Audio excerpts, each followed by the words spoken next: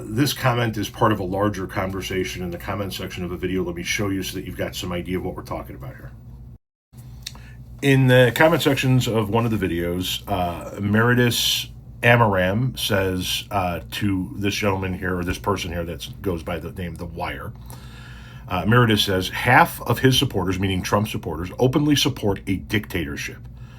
I don't think it'll be what you think. They're talking about something else. So that's the key point, right? That Meredith says half of Trump's supporters openly support a dictatorship.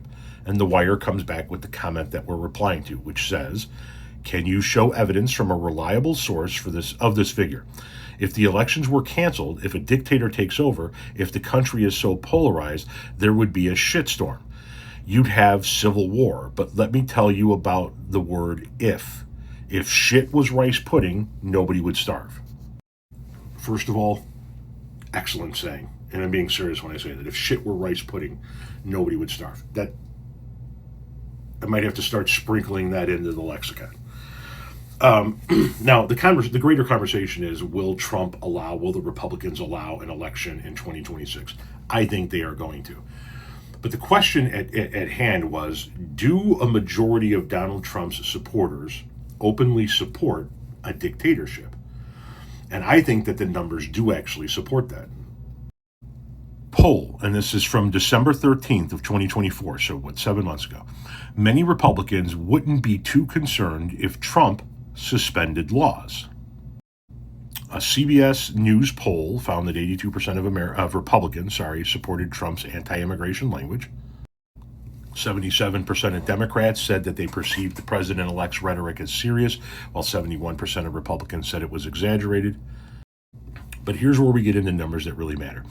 A plurality of Republicans in the survey, 36%, said it wouldn't bother them at all if Trump suspended some laws and constitutional provisions to go after political enemies, while an additional 34% said it would only bother them a little if the incoming president took such a step. So 70% of Republicans say that it wouldn't bother them on some level if Trump suspended laws and constitutional provisions to go after political enemies. That's more than 50% that say that they would be okay with at least some form of dictatorship. In that same survey, only 23% of Republicans said that it would bother them a lot if Trump suspended some laws and political provisions. 23% of Republicans say it would bother them a lot if Trump suspended constitutional provisions to go after political opponents.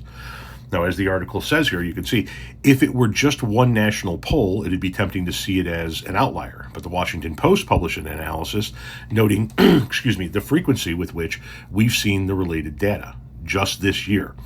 That would be last year, 2024. One poll, for example, found 57% of Republicans saying it'd be a good thing if Trump were able to act, quote, without waiting for Congress and the courts. 57% want him to just be able to rule without having any checks or balances. Another survey found 52% of Republicans agreeing that Americans need, quote, a strong president who should be allowed to rule without too much interference from courts and Congress. An NPR PBS NewsHour Marist poll asked respondents whether they agreed that conditions in the United States have deteriorated to a point where we need a leader who is willing to break some rules to set things right. Among Republicans, 56% endorsed this idea. In poll after poll after poll, a majority of Republicans say that they would be in favor of the president being able to rule without having to worry about Congress or the courts, and that he should be able to suspend constitutional protocols and laws in order to go after his political opponents. So yeah, the person who said half of his supporters are in favor of a dictatorship was wrong. That number is too low.